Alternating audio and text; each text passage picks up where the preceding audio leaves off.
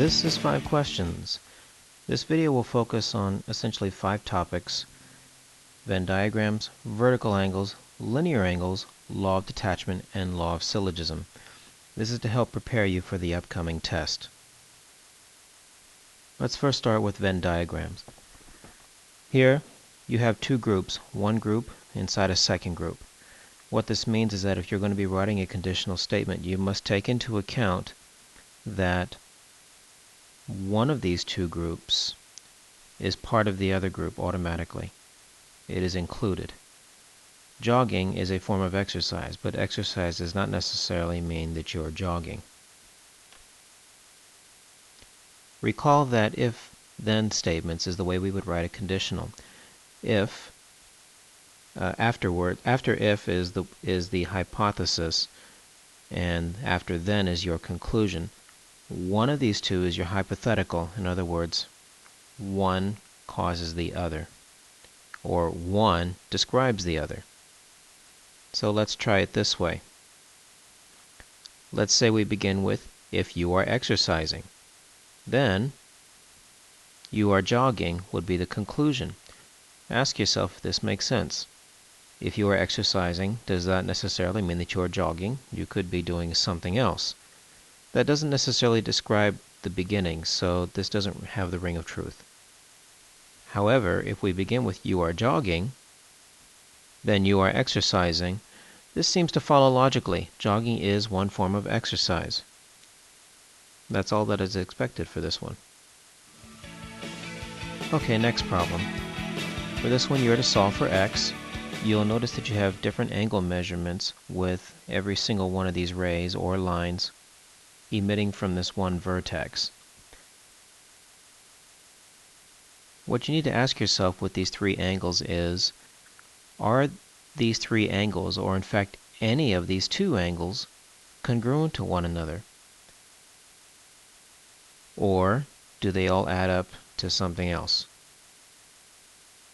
Hopefully you recognize that all three of these angles form a straight line. Let's highlight very quick. You will notice that if we were to simply ignore this part and just look at those angles here, let's kind of drag them aside here, you'll see that they form a straight line, and a straight angle makes 180 degrees. These are what we call linear angles. Remember that linear angles are always adjacent to one another, meaning that they share the same side.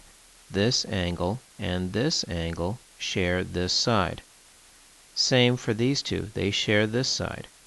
In addition, when put together, they form a straight line, which is exactly what we have here. So therefore, how do we approach this? Well, if they're equal angles, we would just simply set them equal, but in this case, what we're going to do is we're simply going to add them up. Since all three angles form a straight line, that means that they total 180 degrees.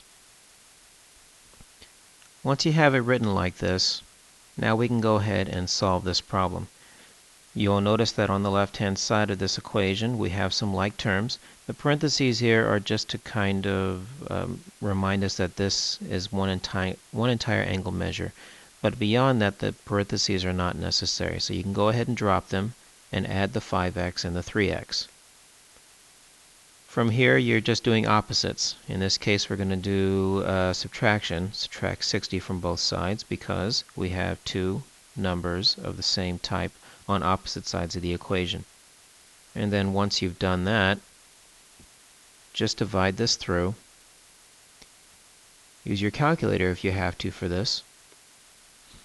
And that's it. The law of syllogism involves two conditional statements. This first statement and this second statement are both written in the if-then form.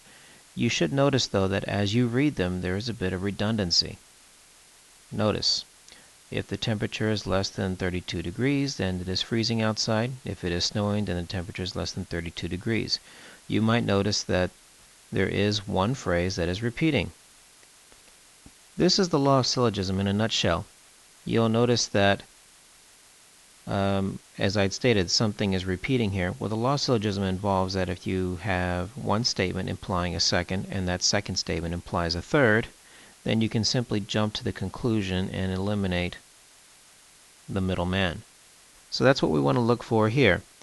You might notice that, in this case, the fact that the temperature is less than 32 degrees Fahrenheit is an idea that's repeated twice. Perhaps if we rearrange this, this would be a little bit easier to decipher. Let's write this first and this second. Now if you look at it like this, if it is snowing, this is the P, then the temperature is less than 32. That's the Q. And we know that's the Q because it's repeated again. If the temperature is less than 32, then it is freezing outside. That's the R. So remember what this is about. You're eliminating the middleman. You're jumping to the conclusion at the very end. So therefore, if you were to simply block this out, this redundancy, then what we're left with is if it is snowing, then it is freezing outside. And that's it. That's your answer. Okay, solve for x and y in this one. What we're going to do is we're going to do one variable at a time. It is important that when you attack problems like this, that you only focus on one variable at a time. If you try to put both in the same equation, it can get rather muddled. First of all, hopefully you recognize that we have vertical angles, and we also have a linear pair of angles, in fact two linear pair of angles. We have this pair, and we also have this pair here, which I'll highlight here, and then of course here. Let's first focus on the vertical angles. You may recall that vertical angles are equal to each other, and because they're equal angle measures, then what we're going to do is we're just simply going to set these two quantities equal to one another. Once you've done that, it's just simple math. From here you might notice that we want to subtract 13 from both sides, and then last but not least, divide by 4. And that finishes off x. Okay, now let's focus on y. For y, again, I want to reiterate that we have a linear pair. Here and here. Let's highlight one of them like the same one we had before. Keep in mind that since we know that this angle is also 53 degrees, because remember, vertical angles are equal to each other, I'm just simply going to write that as 53 degrees. So therefore, these two measures form a straight line. Just like we did on problem 2, you may recall linear angles form a 180 degree angle. So 53 plus 3y equals 180 degrees. And then once again we're simply solving a two-step problem. I'll finish this off minus 53 from both sides, then divide by 3. Answer's 39, and like that you're done. I want to again underscore, when you solve for two variables within a problem, you do one at a time and one variable per equation. That makes it a lot easier to solve. Last one, the law of detachment to reach a conclusion. The statement reads, if you avoid eating meat, then you are an herbivore. Andrea only eats vegetables. So what's the conclusion that you can draw? Well, the law of detachment simply follows this. You essentially have two conditional statements. The first one, if you avoid eating meat, then you are an herbivore, is the first statement. The second statement should run similarly. These ideas, in fact, run parallel.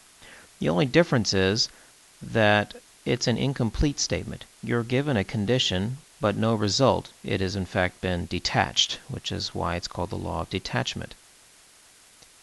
So consider this second condition. If there was an if in front of it, then what would be the result?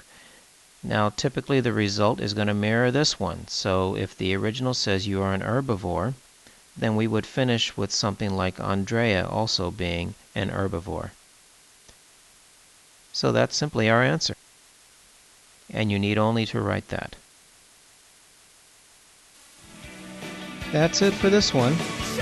I'll see you next time.